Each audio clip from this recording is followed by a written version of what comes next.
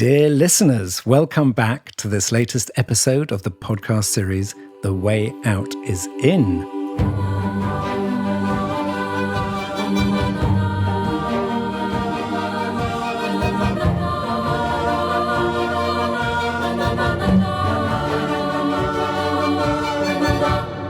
I'm Jo Confino, working at the intersection of personal transformation and systems evolution. And I am Brother Phap Huu, a Zen Buddhist monk, student of Zen Master Thich and Hanh in the Plum Village community.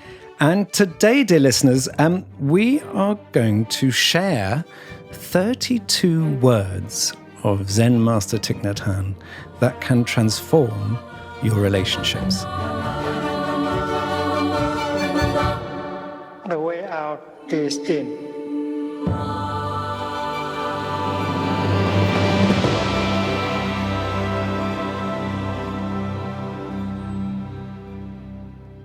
Hello, everyone. I'm Jo Confino. And I am Brother Phap Huu. Brother, how are you? I haven't seen you for a couple of weeks. Yeah, I'm doing really well. We're in the midst of our rains retreat. It's been raining so much in France. And it's very calm. We're halfway through our rains retreat, over 40, I think we're on day 47 of our rains retreat. Yeah. Great. Well, it's good to be back in Thich Nhat Hanh's Sitting Still hut, which is being renovated. It's being brought back to pristine condition. Yes, we are just giving it a new coat as the jacket outside is getting a little bit moldy and aged. So one of our brother's cousin who is here is volunteering to change the wood. Great. So, brother, today we are going to be talking about one of Thay's teachings called the Four Mantras.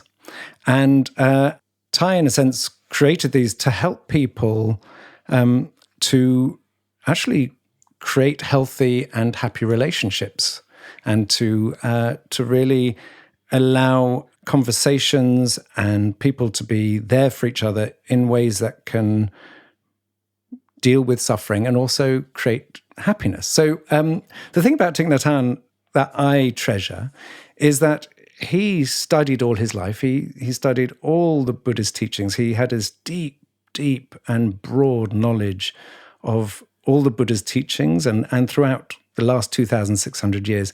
And then in a Zen way, he crystallized them into pure essence, which is why we have 32 words. So, brother, would you like to introduce what are the four mantras? Sure. And then we'll go through them one by one and unveil them, open them up like four presents. Wow. Yes, first I want to share what the word mantra means. So the mantra word itself has origins from the language Sanskrit. And the word man, it is to think, to recollect. So to give a thought to it. And then the word mantra becomes like an instrument, a tool. So a mantra is words that we can announce that can have impact, can change things, can move things. And we have to understand that it's not like a spell or something. Like we're not like becoming a wizard and saying hocus pocus. Is that hocus pocus? It is now. It is now. And then abracadabra, right? That's a very classic one. And mantra comes all the way from the time of the origin of it is really deeply rooted in the Vedic tradition of India. And of course, Buddhism, the Buddha himself, was born as a Hindu. So he studied the Vedas and so on. And so there's also, not saying that the Buddha, I'm not saying that the Buddha created mantras, so we have to understand this. So there, in the tradition of Buddhism, there is a continuous journey of connection. And that's why Thay, our teacher, sometimes he says Buddhism is actually made out of non-Buddhist element because the Buddha would bring teachings from what he's learned, from his experience, and from his new insight of his practice in the present moment. And like you have shared, mantras especially in Mahayana Buddhism, like Tibet, Vietnamese Buddhism, Chinese Buddhism, we emphasize on a lot of ceremonies and chanting. So a lot of mantras were created in order to help us recollect of the practice. Like we would have words such as gate gate paragate parasam bodhi swaha, which is the essence of the Heart Sutra, which is to talk about emptiness and coming to the other shore, understanding interbeing. So there are many different mantras in Buddhism. And as Thay started to create a new Buddhism, which is engaged Buddhism, applied Buddhism, and Thay's audience was not just from the East, and Thay's audience and students later on were coming from many tradition and many religion and spoke a different language than Vietnamese or classical Chinese. So one of Thay's principle is you have to understand what we are saying, what we are teaching, and what we are practicing. So in a more, let's say, quote unquote, traditional temples, they would keep the original mantras that were hundreds of years ago and still chanted today or recited today. And Thay is very practical. He's like, nobody understands what that means. And so here he is in the present moment during his years of teaching. And what he realized that a lot of his students were coming from many walks of life, and a lot of them are in relationships or are having issues or not understanding how to nurture a relationship, such as a romantic relationship or a relationship with our parents, with our brothers or sisters, our community. So Thay created these mantras, which are very practical. It even sounds very simple, but if done with right mindfulness, it has such impact. And the first mantra is the essence of the practice of mindfulness, which is when we practice mindfulness, it is to generate the energy of awareness so that we can offer ourselves a presence, so we can know what is going on inside of us, what is going on around us. And with that mindfulness, we are in control. We have agency of the present moment. So a lot of the times we are in a relationship, whether colleagues or brothers, sisters, spiritual friends, or husband and wife, or partners. At first, we love being together and we remember the beauty of being together. But one of our tendency is we take things for granted. We forget how precious things are that is right in front of us. And we forget to be present for the ones we truly love. So the first mantra is, I am here for you.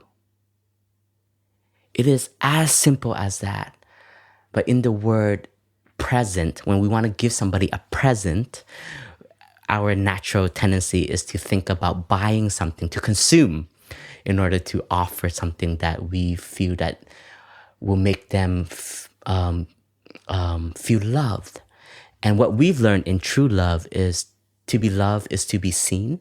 To be loved is to be recognized, is to be heard. And one thing that is, quote unquote, I would say is free, but it can also, if you say time is money, then maybe it's not so free. But if you have that view, but the real practice of true love, first and foremost, is learning to be there for one another. So the first mantra is, I am here for you. Thank you, brother. And you know, what you speak is such a deep truth, because what I've learnt from being in Plum Village is it's about one's presence, as you say, not buying presence. And presence is about, it is actually the heart of mindfulness and Buddhism, which is deep listening and compassionate speech. It's saying, actually, I am here for you, is actually what we all want to hear. Is we all want to know that actually the person we love is truly there for them. So the other thing, brother, is a lot of relationships, I remember someone describing that there's a honeymoon phase in relationships, isn't there? Where, as you say, where everything's beautiful, everything's wonderful. Although one person once described their wedding as a Hawaiian sunset, which is it went down very quickly. But most of the time, as you say, I mean, I think the heart of what you're saying is we just assume things. When we're close to someone, we take each other for granted. We don't actually just notice. We stop noticing the little things. We stop noticing what it is someone is doing that is generous, what someone's doing that is making them happy. We just stop noticing.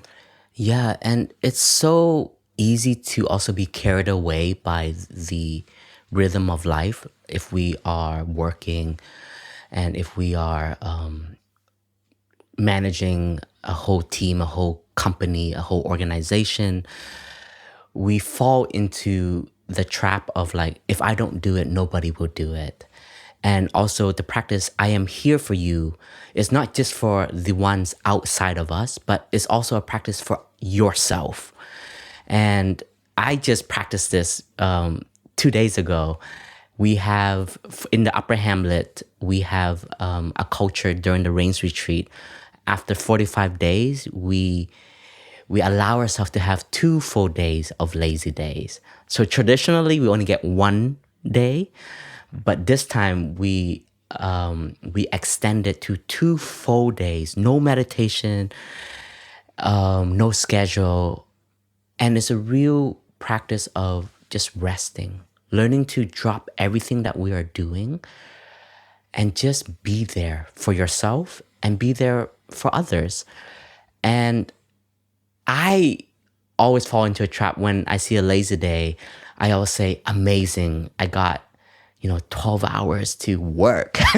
I got 12 hours to catch up on things. To catch up on things. 4 hours to do the things that I said I was going to do 2 years ago, right? We all have this habit and we all fall into these kind of traps. And so we preoccupy ourselves. And as we were entering into the first lazy day, the night before I started to plan, I was like, okay, I need to do this, and that. And it's almost Christmas, right? We're in like the holiday season. And I was like, why don't I just give myself 48 hours of just doing what I really like to do, which is first and foremost, nothing, drink tea. Second, exercise. Third thing, listen to some music. Fourth thing is, go for a walk in this beautiful monastery that I'm a part of. And so we even forget to treasure the wonders around us. And so to practice, I am here for you, is not just for another person, but is also a practice for oneself. And brother, that is true, of course, of all the mantras. And in a sense, all our behaviors is that if we can't give it to ourselves, how can we give it to someone else? So that is, I think, translatable to so much in life, that if we don't have a capacity for something, how can we offer it to someone else? And brother, but let's, when you nailed it, particularly on presence, we talk about being there is about not doing something, but it's a feeling, isn't it? Someone knows that they can trust you, that you have time for them, that you're listening to them, and in that there's love present. Now, when I came to Plum Village, in a sense, why I have stuck with Plum Village, I don't mean stuck in the sense of why, but why I'm still here and why I care so much about this community is because it generates presence. And it would be lovely maybe to talk a little bit about Thay and how he, having been his attendant for 17 years, how you noticed that presence show up, what difference it made in situations. What if he hadn't had that extra clarity of mindfulness and being there at that moment, what difference does that actually make? I think the difference would be feeling like if Thay didn't have that presence, it can feel like, oh, he doesn't care about me. And when we are with somebody who we truly respect and we truly love, we are also communicating through energy of presence, through energy of the way we look at each other, the way we focus our attention to somebody. You can really feel that that person is there for you. And I would say first and foremost, like Thay is a master at this. He doesn't even have to try. It's like it's in his DNA. It's so natural. And I want to share this because this is actually what we are cultivating as practitioner, is to make our capacity of being present very natural, so that we don't have to always put effort into it. Because sometimes it feels like, and I've heard this, it's like, oh, to meditate is so tiring because I have to be there. I have to focus. I have to be silent. I have to tune in, right? And I hear all these catchphrases and I'm like, yeah, but isn't that actually what you want to offer at the end of the day? And Thay was just somebody who was never distracted by the past, by the future, and by the noise around. And a lot of us who were ordained and had the opportunity to be in his physical presence when he was still teaching, I would say that his presence also offers us an encouragement. Like when he's there for you, through his Dhamma talk, he looks at you. He really looks at you. And many people have said during a Dhamma talk, like there's like 800 people, or there's like 1,000 people, or sometimes just 400 people.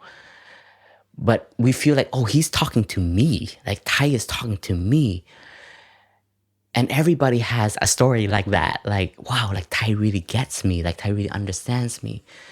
And I think sometimes it's just his way of being so present that he looks at you, that you feel that you're so seen, that you are alive because somebody is recognizing your existence. So as a teacher, Thay doesn't only teach through words, but he's teaching through bodily action. We call this the Dhamma body.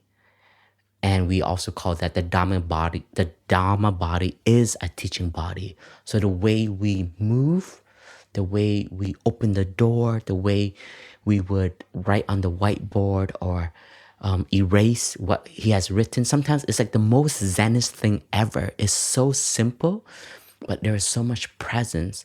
And I always remember Brother Phap Huu, Brother Spirit, saying that one of his like deep moment in Plum Village when he was still very skeptical and he started to believe more was when he saw Thay pour tea.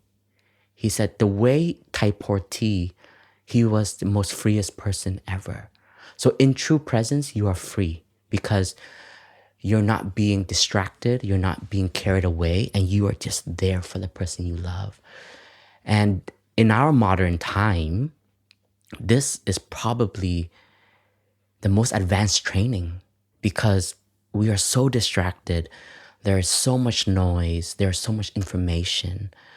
And the seed of fear, anxiety, worries, even worrying for the goodness of life can make us lose ourselves in the present moment. And of course, like the smartphone era, we are living in a digital world. And I'm not saying it's a bad thing. And one thing that I've learned from Thay is not to be afraid of the changes of the world, but is how do we adapt to it so that we can be more attentive and more mindful and intentional. In this rains retreat, our carpenter, Brother Thich, who is a very skilled artist with wood, he created a smartphone room, and it's boxes with individual slots for any brother who wants can deposit their smartphone in the library, in the monastic library, and it has chargers and everything.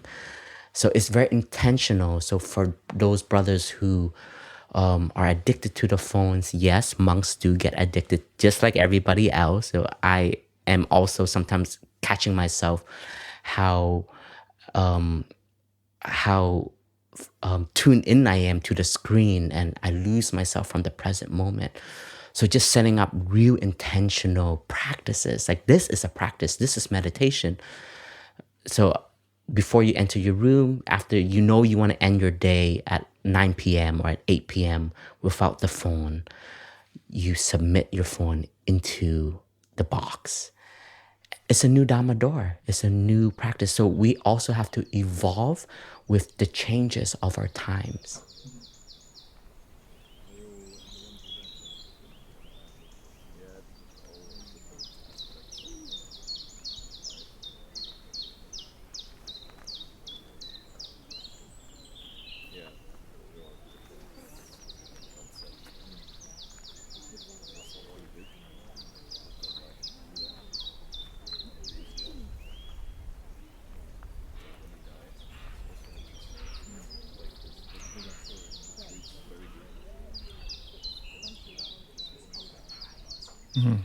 Thank you, brother. And one of the things as you were talking that was sort of very much in my mind was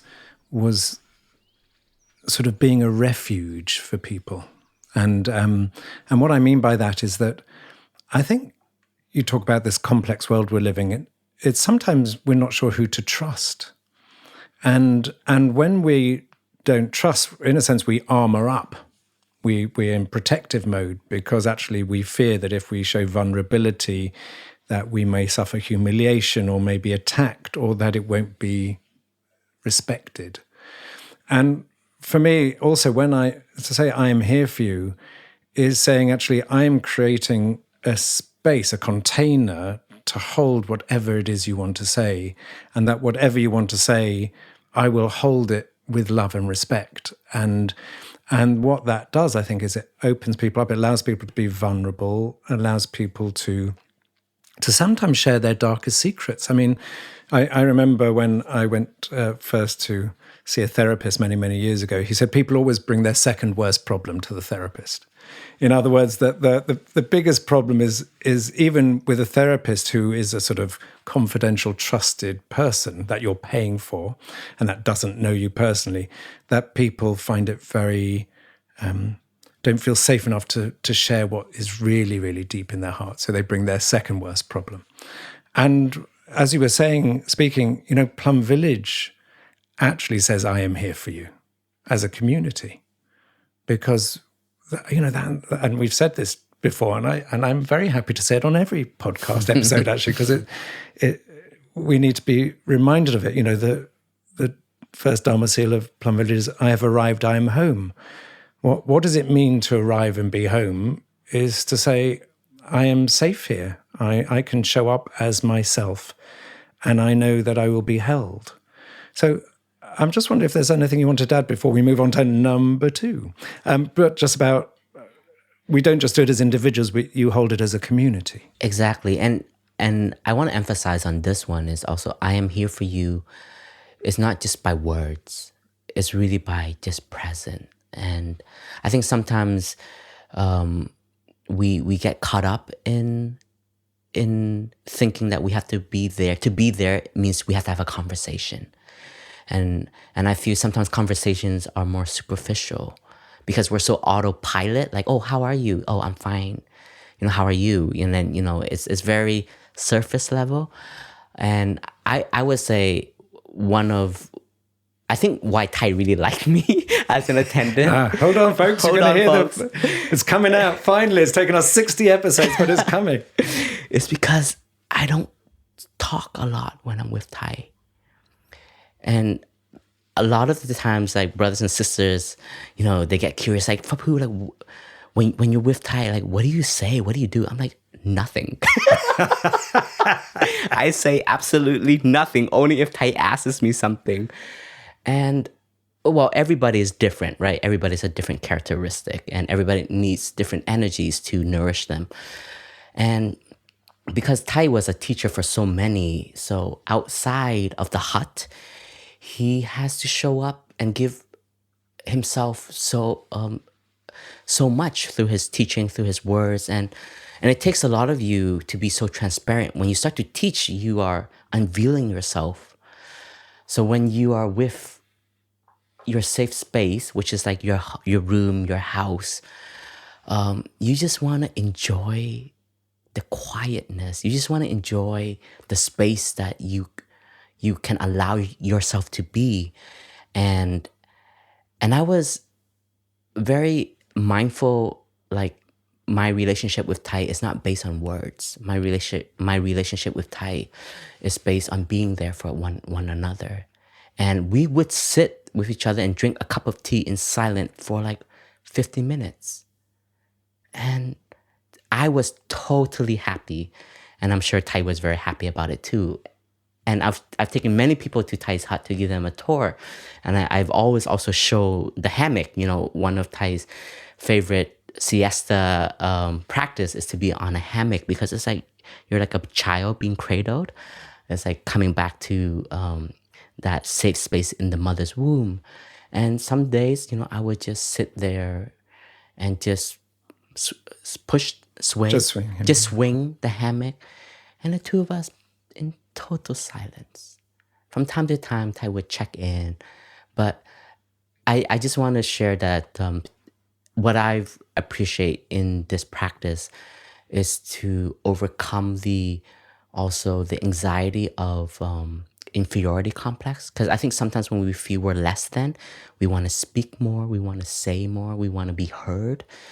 And that also is a loss of energy. So I've learned that, you know, I am here for you is more than words. Beautiful, thank you. So number 2, So number 2, brother, is I know you are there, and I am very happy. I love this one. I think because I do it more than I am here for you. I guess I just appreciate so much people who supports me. You know, one of my name that I was given was when I became a monk was Dharma friend, and so friendship is something that I've always been interested in and cultivating and learning very deeply about it in my own journey of becoming my own friend, and then recognizing the friends that are around you to support you. And so I know you're there, and I am so happy, or I am very happy, is also mindfulness, the recognition of the love and support that you are getting. And it's to honor that, because once again, we will take it for granted. We will forget that the person that loves us is there for us. And the practice of mindfulness is to always shine that light that you're not alone and that there is love around you. But if we do close our hearts, we will not be able to tap into the love and the support that is around us. And I know you are there, and I am so happy. It is also to identify that person is a reality.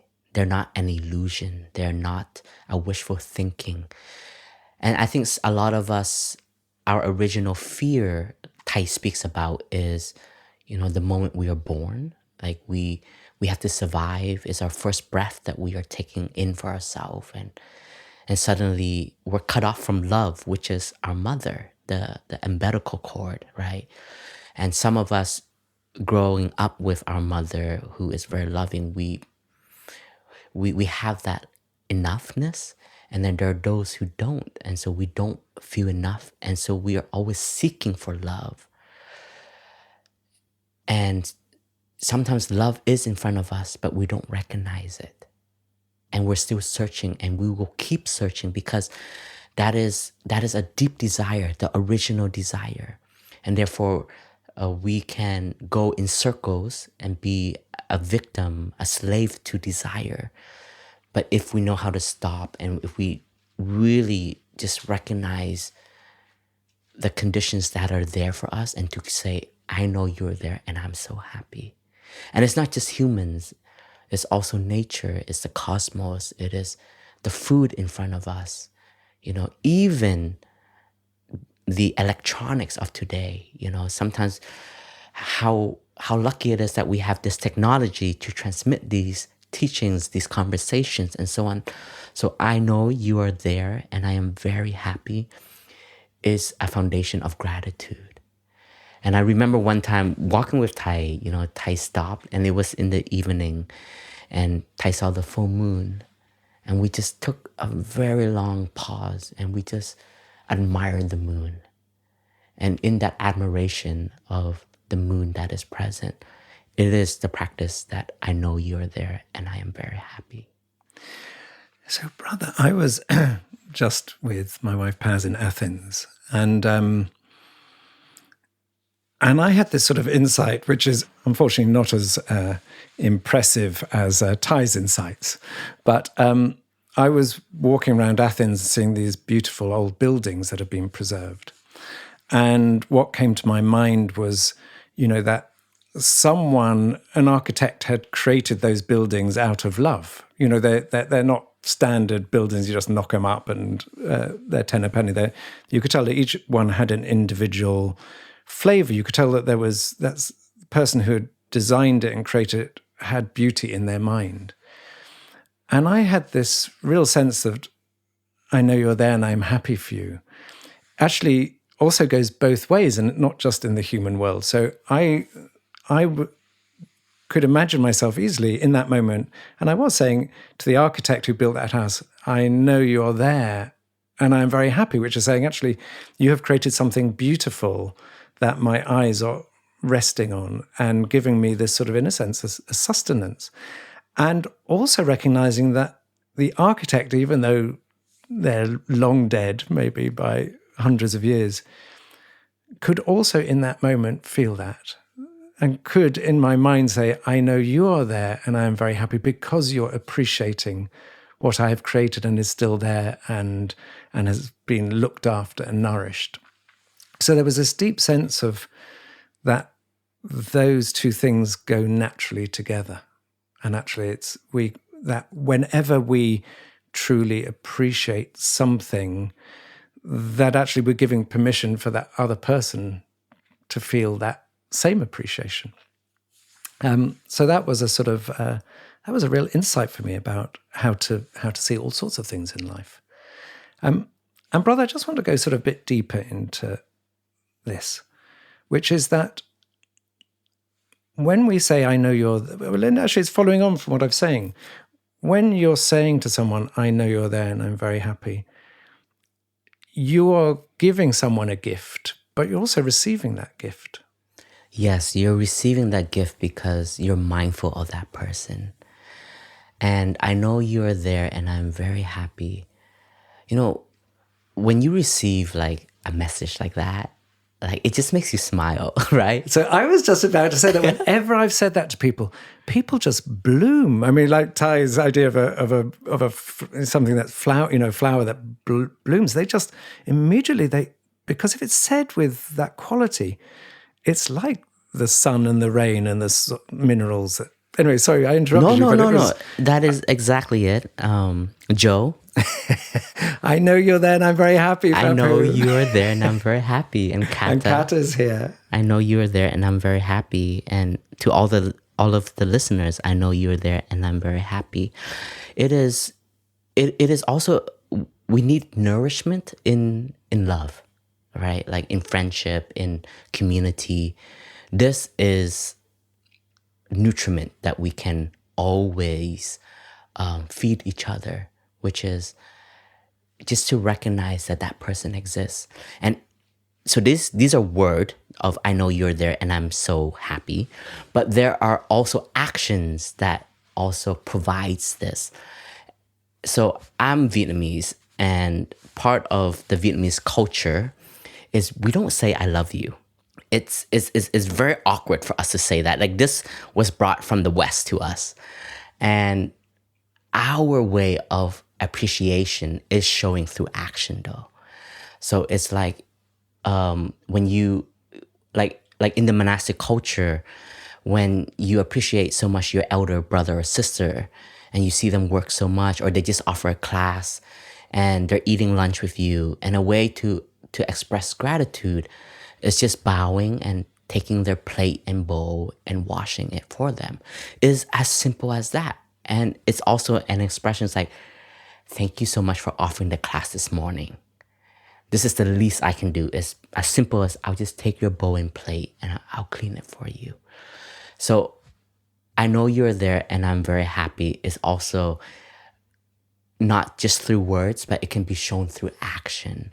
And sometimes a hug is the mantra itself. Like, I know you're there and I'm so happy. And I remember one time, like I was with Thay and we were attending, and it was a very busy day. Thay had a lot of interviews and he had a lot of guests in this little hut that we were in. And we surpassed lunchtime. Thay is actually very good at meals. Like he is so consistent, like breakfast, lunch, and dinner is a habit that he has created to keep his routine. And that day we totally surpassed. It was like 1:30. We usually eat at 12:30. And normally, like the attendants, we don't eat Thai's food. We don't share the same dishes, right? Because Thay also had a more special diet for his health and at his age. But we would have to go all the way to the dining hall, get our food, and come all the way back. And Thay was so aware that because Thay was busy, so the attendant was very busy. And because Thay was having all these guests, I didn't have time to go get food. So as I was putting on my shoes about to go get food, Thay saw that and Thay said, "Phap Huu, stay. You don't need to get food. You're going to share with me today." And it's a moment I'll never forget. And it was at this table where we were recording Jo and Kata, and we were sitting here, not with microphones, but with delicious food. Different nourishment. And Thay was just feeding me. It was the most simplest act. He took my bowl, he put rice in it, he put tofu, vegetable, soy sauce, and he gave it back. And as I was eating, he kept feeding me more and more and more. And just that, like, to today is like, thank you, Thay, for offering love in the most simplest way ever. And it's, for me, that's very intimate. Mm-hmm. Beautiful. Well, I'm looking forward to the day you serve me some food. Will do, Jo. Will do, Jo. So, brother, I have a little story about this mantra because one of the things I keep forgetting about Thay's teachings, but I think is rather wonderful, is that he talks about appreciating your teeth when you don't have a toothache. That we tend to think about our teeth only when we have a pain, but we don't appreciate the fact that we have healthy teeth, when they are healthy. And my eldest brother, who's I'm happy to name, is called David, and he was someone when I was growing up and all through my life that I knew that if ever I needed help, if there was ever an emergency, that whatever he was doing, wherever he was in the world, that he would drop it and come to my aid. And I know my other brothers, if they were to listen to this, say, "Oh, I would have done that too. What are you talking?" So of course, all my brothers would do that. But he's my eldest brother, and he had that quality for all of us, actually.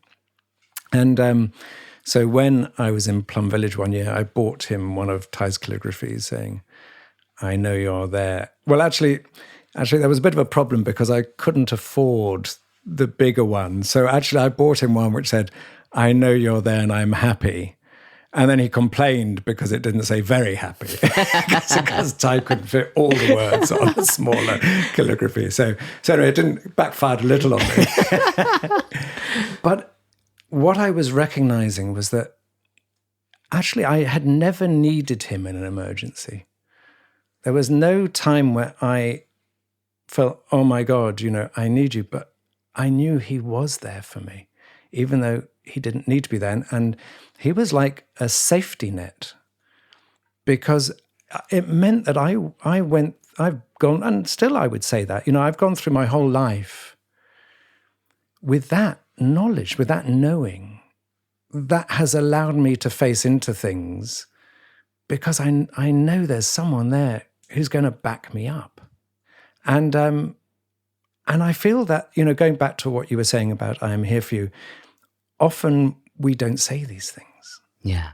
And what the mantras are so powerful is that they're a reminder that, as you say, we don't have to say lots of things. We don't have to say, but just those words deeply felt, deeply meant with an understanding between two people, because he knows he has been that for me. It's not like he doesn't know. We know, but when things aren't voiced sometimes, even the most simple ways that it can slip through our fingers.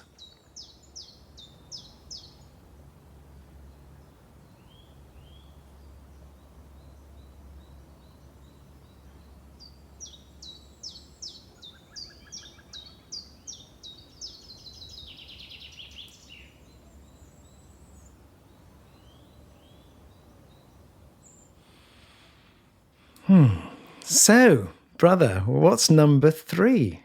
We're 15 words in, by the way. Yay. 15 out of 32. We're nearly halfway. The next one is a very beautiful one. And sometimes it's easy and sometimes it's really hard. It is, I know you suffer and I am here for you. When you truly love somebody and that someone has impacted your life and you're practicing true love, in true love there's interbeing, so that person's suffering becomes your suffering.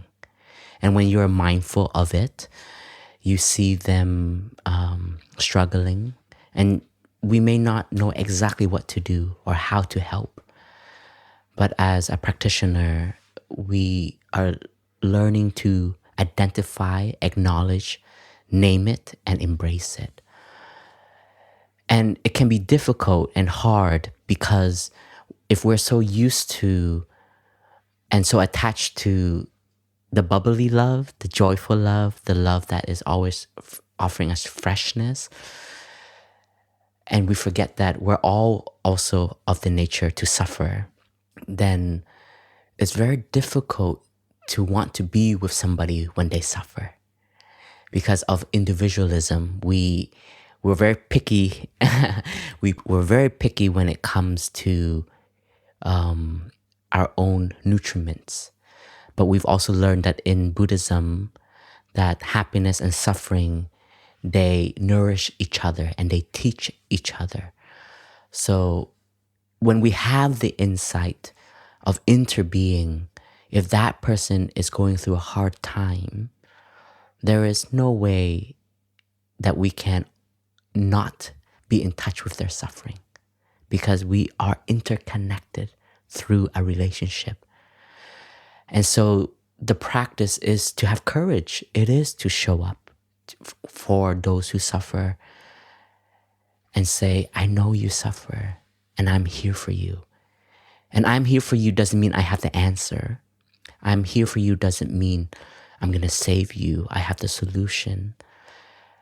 It's just, I just want you to know that I see you. I just want you to know that I want to acknowledge what you're going through. And by showing up with this openness, if we do it with real presence and a true openness, not having expectation and not creating a story of, oh, what will happen when I say that, but just to show up and share this, we may be able to allow that person to have the courage to also accept what they are going through. Because sometimes when we love somebody so much, we don't want to show them this side. I don't ever want to show to the community like I'm vulnerable. And sometimes it's very difficult to show that because we only want to show our most beautiful side. And that becomes a trap in itself. That becomes a suffering in itself. So when somebody allows you to be just as is, I think that's one of the most precious gifts ever. So the power of this mantra is showing up unconditionally. And if we don't if we don't have that courage and that understanding to show up, then our love is still conditioned. And this is that teaching in the third mantra is, I know you suffer and I'm here for you. Because normally when we love an interaction is when that person is like giving us so much. And suddenly we feel that by being with them, they are gonna take from me. And so we fall into this view of a separate self. So this mantra is to cross that bridge of a separate self, to really allow that person to recognize and allow yourself to also learn to be for those who are suffering. And it may be uncomfortable because we may be also the causes of that suffering. So it's also giving that opportunity for communication to manifest. A lot in that, brother. So the version I was reading a few days ago, it's just slightly different, and I just wondered if it's meaningful or not, because I read one which said, I know you suffer, that is why I am here for you. And the only reason I mentioned that version is because that version touched me, because what it said was, I am here for you not because you bring me pleasure. I'm here for you because you suffer. I know you suffer. That is why I'm here for you. And it speaks so much to what you were saying, is that, we live, especially in Western society, we seek pleasure and avoid pain.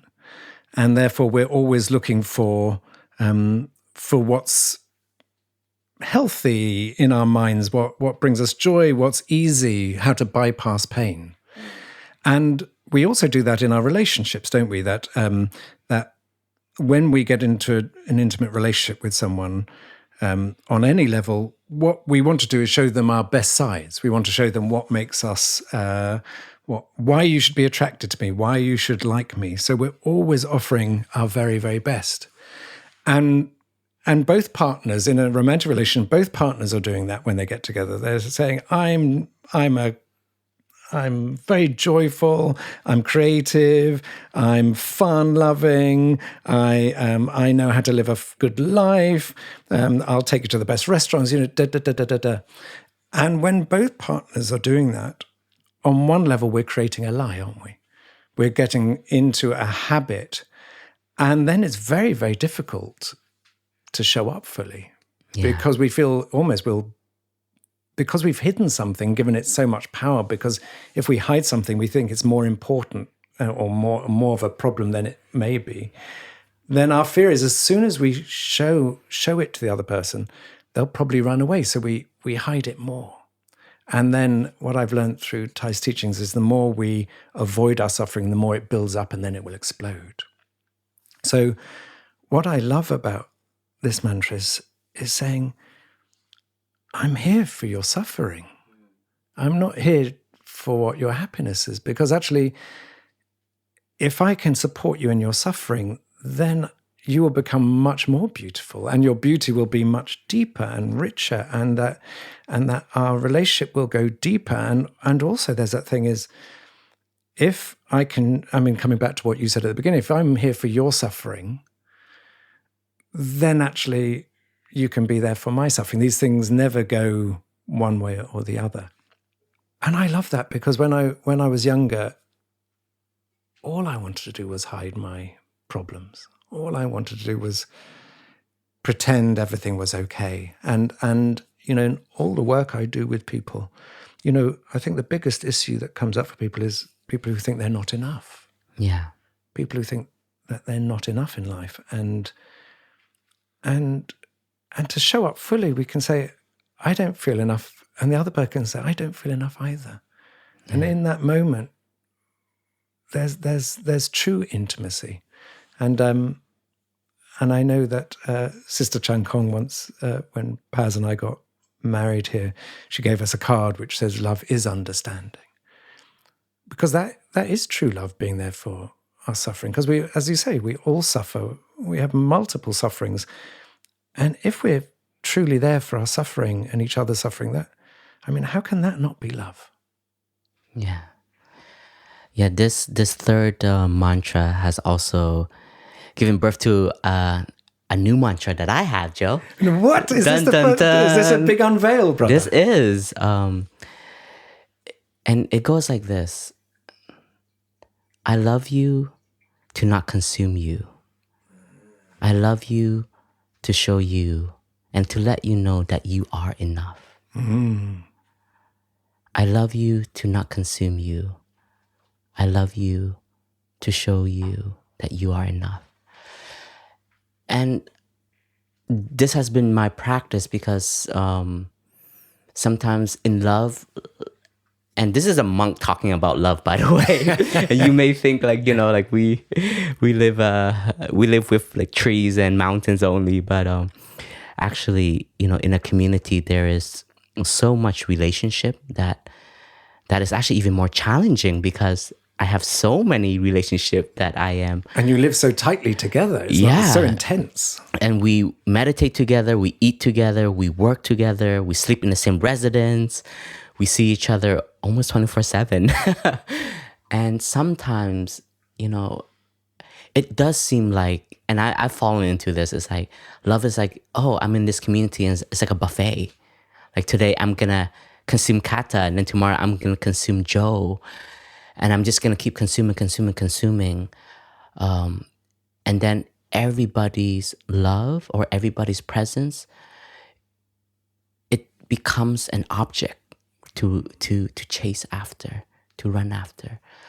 And so I've only touched this deeper presence of the first two mantra is when I've practiced more deeply the third mantra is to show up for the ones when they are suffering.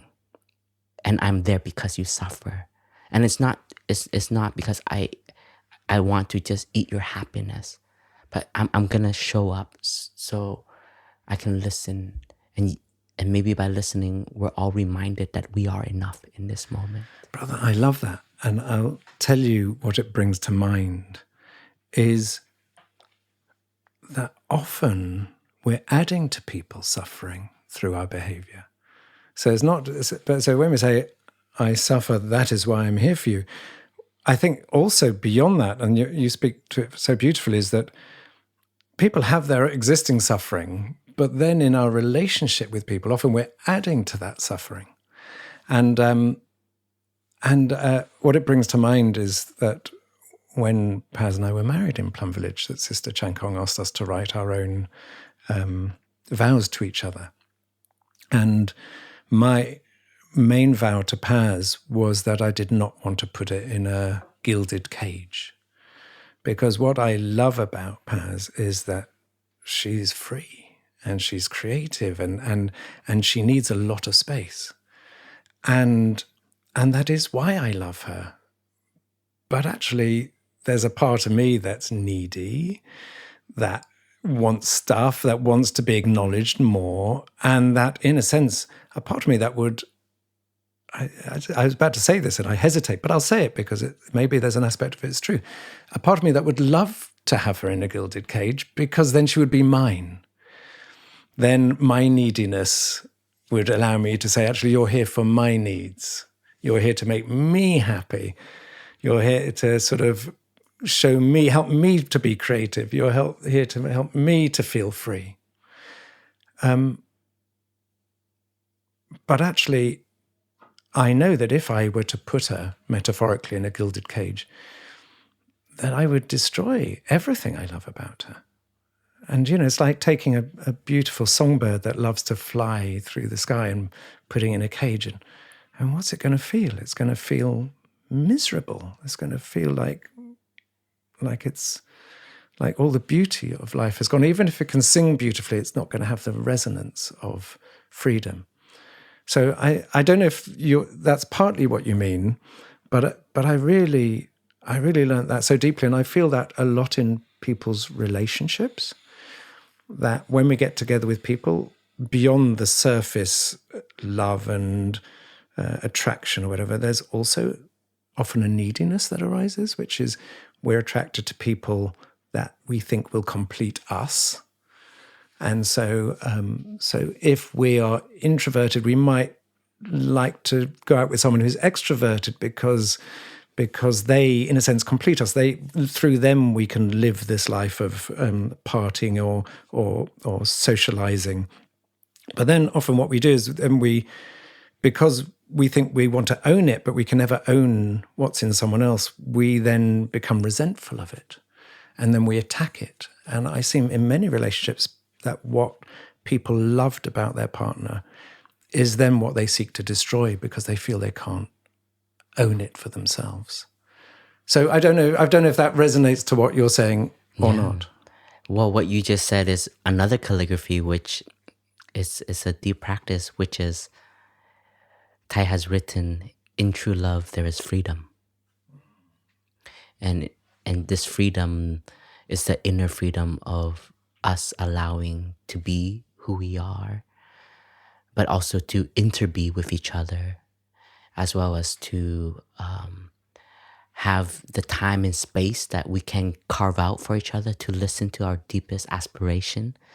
You know, Thay always says and reminds us as communities and as brothers and sisters, as siblings, as partners, it's like, yeah, you love each other, but have you really just sat down and asked each other, like, what is your deepest aspiration? And can I be a part of it? Like, can I help? And your realization will be my greatest happiness. Because normally we fall into the ego, right? It's like, I want you to be happy for me. Yes, exactly. Right? And this happens, this complex happens in families, among siblings, and sometimes parents create it, and then society. We are born. I mean, remember school? Like, we're like, who has the A+? It's like a whole competition. Our world has been curated to compete with each other, but our origins is we are tribal. We are communities. We actually needed each other to survive. And coming back to these practice and these mantras is also learning to suffer together, but to celebrate together each other's success, so that we have freedom for each other's path that we walk on. And in true love, we have to look at each other, and sometimes we have to look at the same direction that we want to walk in towards also. And brother, so you will have sat with Thay many, many times when people will have come to share their suffering. And I would imagine that would be monastics, but also lay practitioners. And I'm just wondering if you can share, I know you suffer, that is why I'm here for you. How Thay sat with people's suffering and how he responded to people's suffering. So how was he? Because sometimes people have lived very, very painful lives, have experienced horrific experiences that you would wish no one ever to have to suffer. And he's probably sat with many people.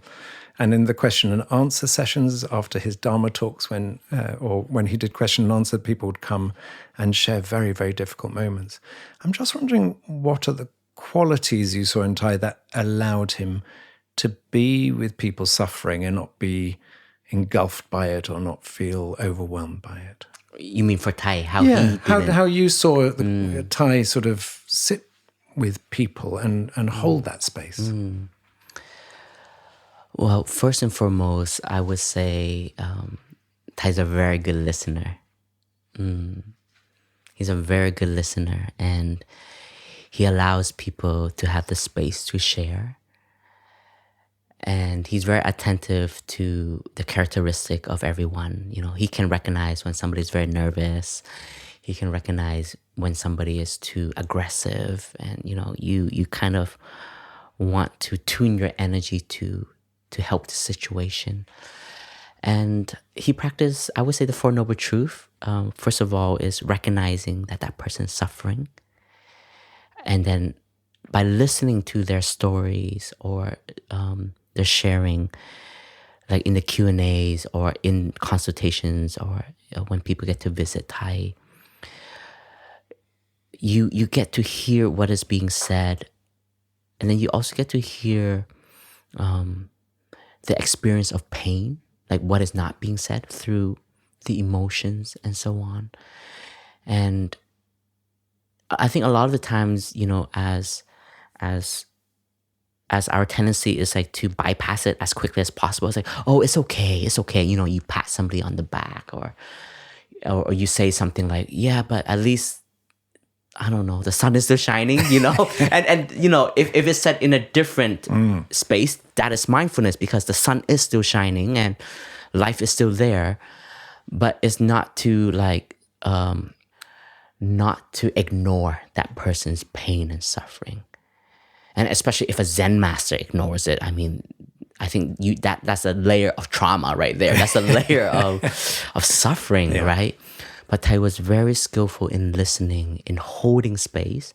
And then the third, recognizing the second is the root of the suffering. So sometimes Thay can ask questions so that you can identify your root, and then seeing a pathway and leading towards the path of transformation.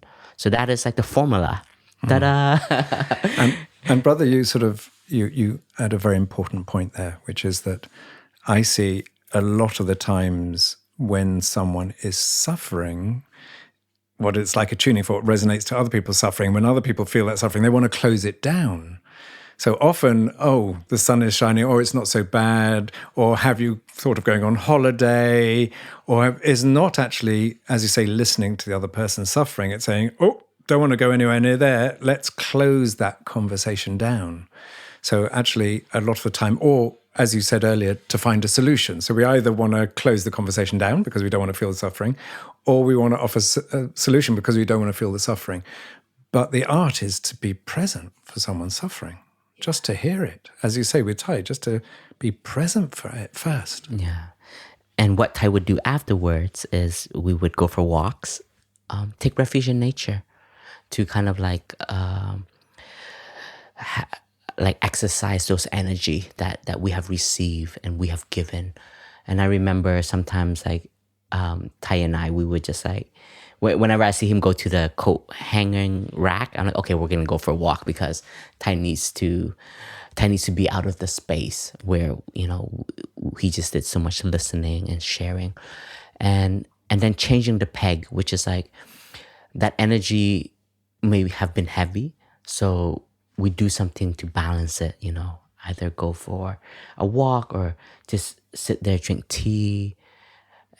Just do anything to release that energy. So that is also our practice of bringing back balance to us. Calligraphy. Thay would do hours of calligraphies as a way to just change the energy. And it's not like ignoring what has just happened, but it's just like if we're just gonna sit on it for so long, it might drag us down also. So to have good habits, good hobbies. Thay was a very good gardener. So he had like a greenhouse with a lot of flowers and plants. So Thay would take care of it. He had, at the Hermitage, he had a greenhouse of vegetables. So just the things, and most of it is very physical. So I would recommend physical hobbies, so that we don't stay in the thinking so much, in the mind so much.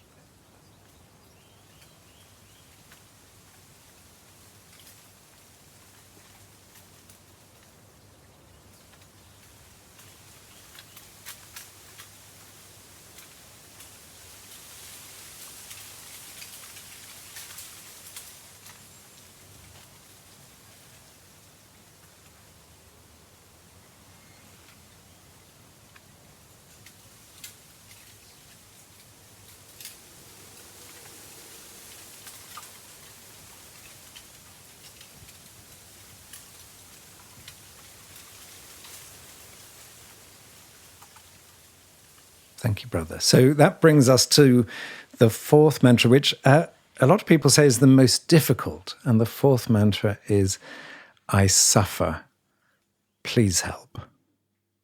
Why is that the most difficult one for so many people? it's difficult because we are becoming vulnerable in that moment. And it is the last two words is please help. It means we are putting our guards down.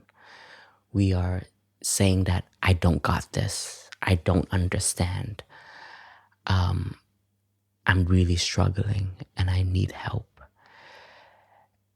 And it's very connected to the third mantra, which is like, if you are offering yourself presence to somebody and you recognize that they are suffering and you show up and you want to listen, it may be in that moment of real presence that your friend, your partner, your loved one in front of you can finally just admit that I am suffering, that they are suffering.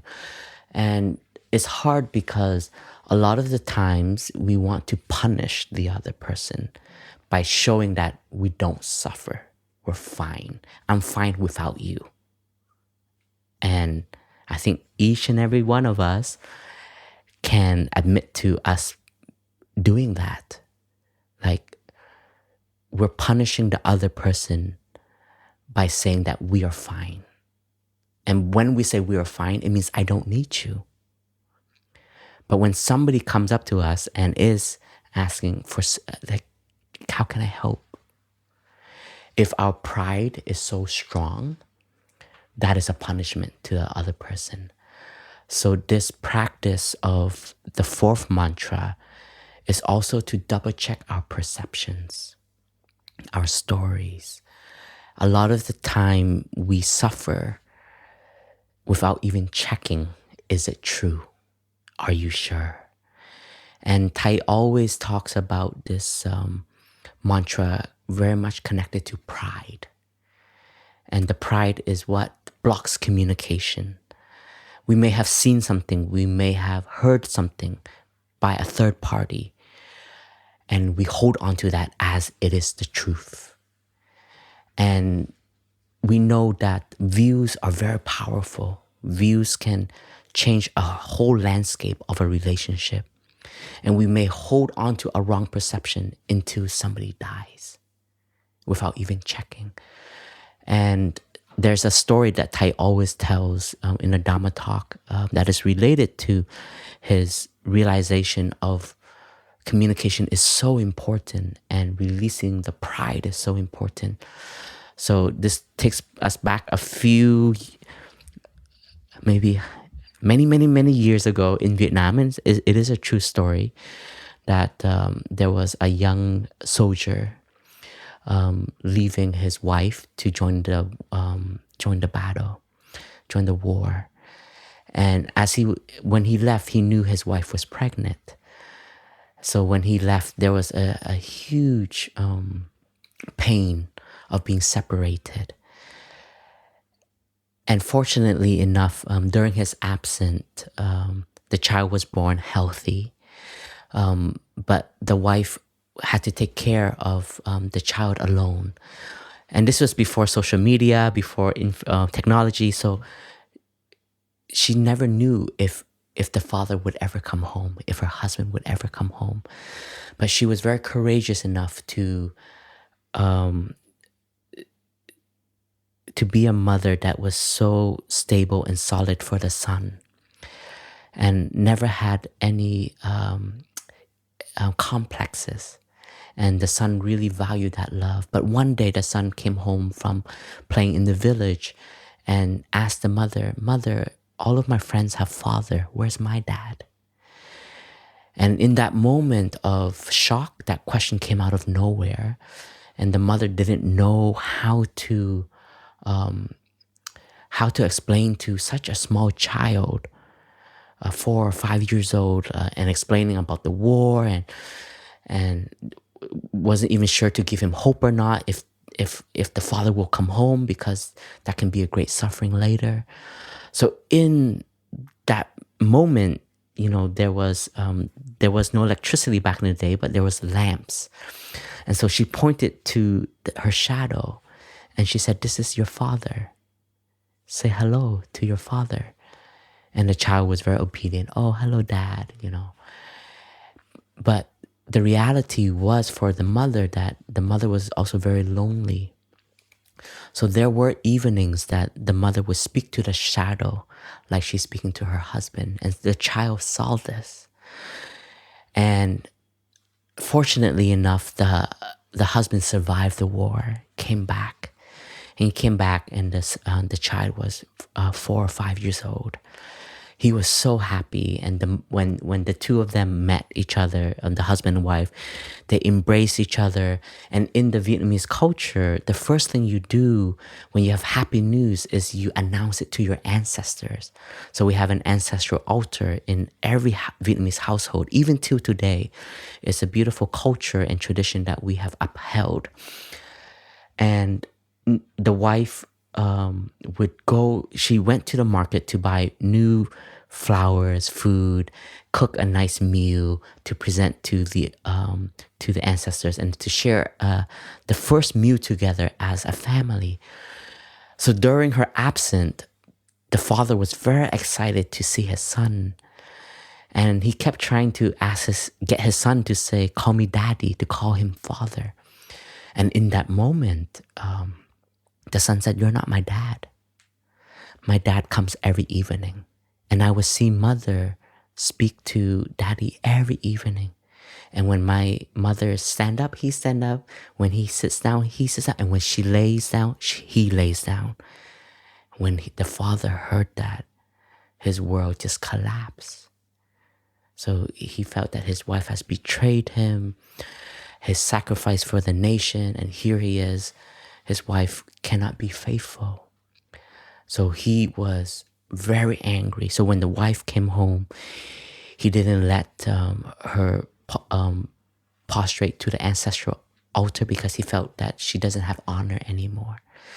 And what he did was he drowned himself in alcohol, going to the bar.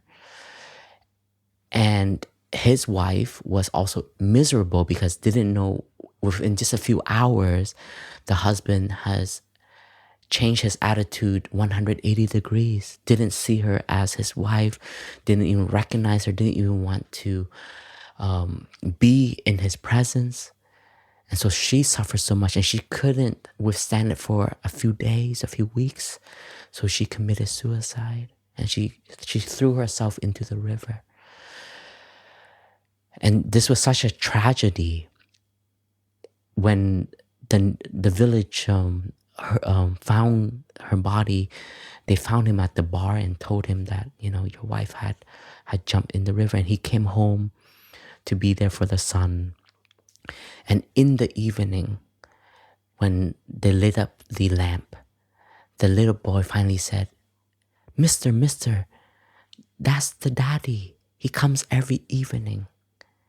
And in that moment, the father realized that he's had a wrong perception the whole time.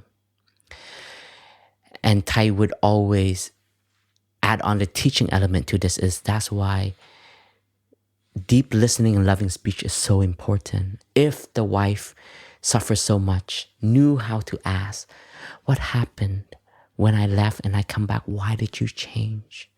What did I do so wrong? Can you please explain to me? Can't you recognize I'm suffering? Can you help me understand the situation?"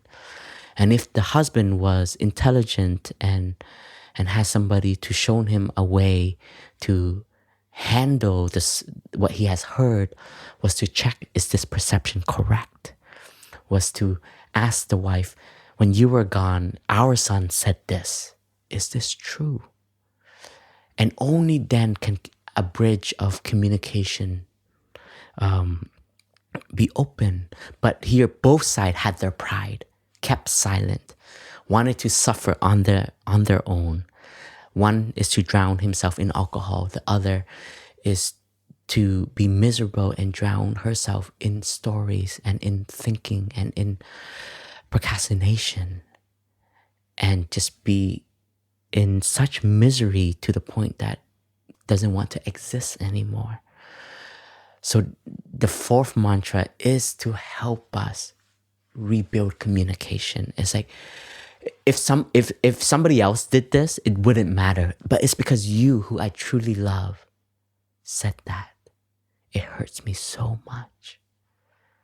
And that's why this fourth mantra is so difficult, because it demands us to let go of our pride. It requests us to put down our shield, our barrier, and just to show the other person that I'm not doing okay. And I think in our society, we don't value that, right? We don't value vulnerability. The image of a leader or of a strong husband or strong partner, wife, and so on is very successful, very stable. I can do anything, and this image, this stereotype has been ingrained in us now. Yeah. Well, brother, you should be a full-time storyteller. Thank you. I was sitting there feeling very emotional, actually, at that story. Yeah, and as you say, it speaks so much to, resilience. People think it's, as you say, it's about keeping as in England, keeping a stiff upper lip, that you can, with power, you can force your way through it. You can make it through as long as you keep focused and you can keep strong. Whereas in essence, that is great weakness, because it's not really showing up. So, brother, so in some music albums or whatever, there's bonus episodes or bonus songs, rather. Yes. So while Thay created the 4 mantras, later on he added 2 bonus mantras. Yes, he did. Always evolving. Always evolving. So maybe we should just spend a little time, just talking about those. So do you want to share what those are? Yeah, the 5th one, which is his favorite. Like he takes this everywhere.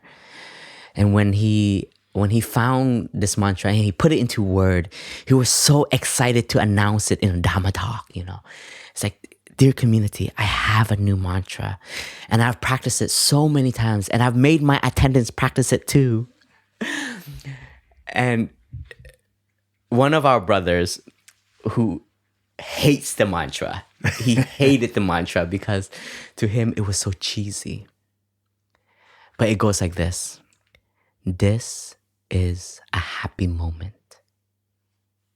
That's it. And I remember when Thay announced that mantra, he emphasized that as practitioners of mindfulness, happiness is our right. We all have the right to have a happy moment. No matter what we are going through, even though we are in a very tough position, a difficult suffering, we're still working on our trauma. We recognize that there are wars. We recognize that we're not caring for the planet the way we want to. And we can even see maybe the darkness ahead of us. And these stories and these realities can drown us. But as a practitioner that has agency of being in the present moment and still seeing our loved ones are there, food is in front of us, we have a cup of tea, the sun is still rising today and tomorrow, that is a happy moment. And this mantra is to give us agency. And it's very connected to the teachings of the Buddha, which is dwelling happily in the present moment. And when I first listened and heard this phrase in this teaching, I had a wrong perception about it, because I thought that I had to practice so hard to transform all of my suffering, and then I can dwell happily in the present moment, because I felt that that was my ultimate destination. Let's say that's my enlightenment, which is I don't suffer anymore. I've transformed generational past traumas and suffering. Then I have the right to be happy. But the Buddha never said that. The Buddha said, in the present moment, you can dwell happily, even though there's still pain in your body, even though there are things that you have not yet been free from. But your freedom is recognizing that, but look, I'm breathing. because you're alive, anything is possible. That this is a happy moment. So this mantra was a declaration, a realization, as well as an aspiration, so that we can continue to give ourselves agency of our present moment. You can be happy in suffering. That is the teachings of this mantra, as well as when you recognize that this is a happy moment, don't ignore it. Don't forget the wonders that you have right here, right now. And I've remembered there are moments when, we're so busy on a tour, and we're at the gas station, and one of Thay's, let's say, guilty pleasure is French fries. He always makes me buy gas station French fries. And we just, it's unhealthy. It's, it's no nutriment, but it's the joy of that moment that there's French fries right there, ketchup. And I think, because I guess I grew up with ketchup, but I think Thay saw the invention of ketchup and it was amazing. And like just these little moments became such wonders for me. And I remember like flying with Thay, and we would sit on the airplane, and Thay would ask me, Phap Huu, do you think the Buddha would fly if he was still here? And I didn't even have a chance to answer, and Thay said, yes, he would. Definitely he would, because he would want to go and spread the teachings. And like those moments are such moments of happiness, so simple, so unique, and so precious. So this mantra is to hold and to recognize the gems that are there in your life. Wow. It's quite wonderful to know that Thay just liked a bag of French fries with ketchup. Yay! Good on you, Thay. We're thinking of you. The sixth one, brother. The sixth one is a funny one. It's a very unique one. It's very cool. Is you are partly right. I hate that one. Yes, it is, because sometimes we get in arguments or we get in a dispute. We're not always going to agree with each other. And when we don't agree with each other, we think we are only right. And therefore, we don't listen. We don't allow the other person to express themselves. Or we react so quickly without even thinking about it. And I've also have this habit, and we have brothers and sisters that I've, recognized also have this habit. Like the first thing their reply is no, and then they would tell us what is right, and right away it just kills the communication, because if after I have offered something or I've shared something and the first thing I hear is no, it's like I don't want to work with you anymore whatsoever. So this mantra is to recognize that they are partly right. Some of the sharing is not 100% right, but it's also to acknowledge what they are saying has sense. And normally when we don't want to listen, then we will make any excuses to ignore or to bring them down. So this mantra is to encourage us to reflect, to listen, as well as to also give an opportunity that their input can shine some light on the situation. Yeah, and we can see that in any situation in the world where if you believe you're 100% right, the other person has to be 100% wrong. And you can see that in relationship. I mean, Thay said, do you want to be happy or do you want to be right? Because if you're right, someone else is going to be unhappy. And actually, even if you really believe you're right, what would you prefer, your partner or friend or colleague to feel utterly miserable, or to feel humiliated or attacked, or how can that move anything forward? It's just impossible. And also, it also gives us an opportunity, if somebody is sharing of what they have heard about you, about me, I can have an opportunity and I say, oh, you are only partly right. there's this other 80% that you haven't heard yet. So this mantra is also to invite that person to listen to the other percentage that they haven't heard. As we know, communication sometimes from one ear to the next mouth, to the next voice, to the next attitude, to the next emotions, stories gets changed. So this is an opportunity to really reflect and to say, thank you for sharing. I heard you, but you're only 20% right. Let me fill you in on the 80% that what I understand. And so it allows communication not to be one way, but for it to be 2 ways. So, and now we have a seventh one, which is your one, brother. So just why didn't you repeat your one more time? Because No, I don't dare put it in this lineup from the great Zen master. well, this is maybe your first one. Maybe you'll in time create your own 4 or 6. This mantra is still very young, still very raw. But yeah, it was my realization is I love you to not consume you. I love you to show you that you are enough. Beautiful, thank you. So, so I don't know. That was 32 words for the first 4. I don't know, about 8 or 9 words. So you know what? Just finally, brother. I mean, what it speaks to, I think, is in a sense what I started with is just you don't need to say much to have a deep. This is how profound these teachings are. That in 40 words or 42 or 43 words, however many it is for the all 6.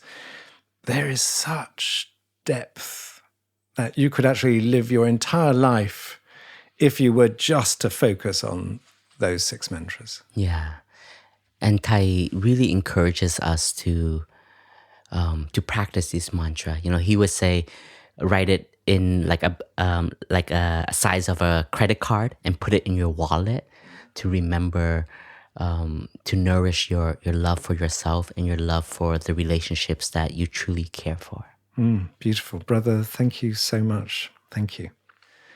So, brother, often we have a guided meditation at the end, but why don't we now just recap and just maybe everyone can be just sit down and or whether you're standing is just close your eyes for a moment or just be present. And maybe, Phap Huu, you'd like to read the 6 mantras again and let it just sink into us. Let it just sink in.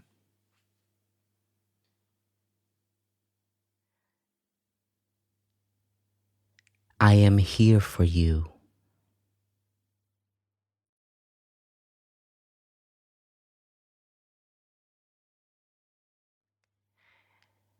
I know you are there, and I am so happy.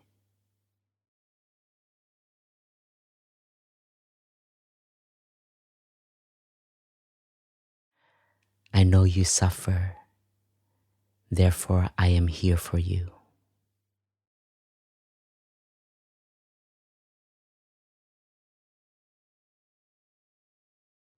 I suffer, please help.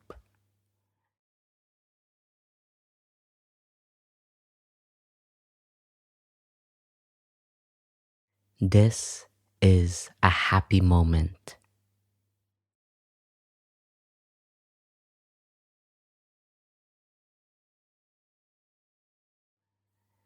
You are partially right.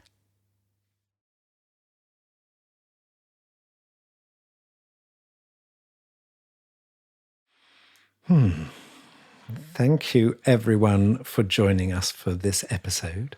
You can find all the previous episodes of this podcast on the Plum Village app and also on Spotify, Apple Podcasts, and all other podcast platforms. If you like what we're doing, then it'd be great if you could subscribe to The Way Out is In podcast on the platform of your choice, actually, and leave a review if you feel inspired to help others discover it. And you can also find all previous guided meditation in the on-the-go section of the Plum Village app. The podcast is co-produced by Global Optimism and the Plum Village app with support from the Thich Foundation. If you feel inspired to support the podcast moving forward, please go to www.tnhf.org/donate. And we would like to express our gratitude to our friends and collaborators, to Clay, aka the Podfather, our Yay, co-producer. Thank you. And we're coming towards the end of the year, so it's a chance to really appreciate everyone. To Kata, also our co-producer. Who's in the house, in the hut rather. Today as sound engineer. Our other Joe, our audio editing. To our Anka, who is our show note and publishing bodhisattva. Jasmine and Cindy, our social media guardian angels. Thank you so much, everyone. Yeah, and speak to you next time.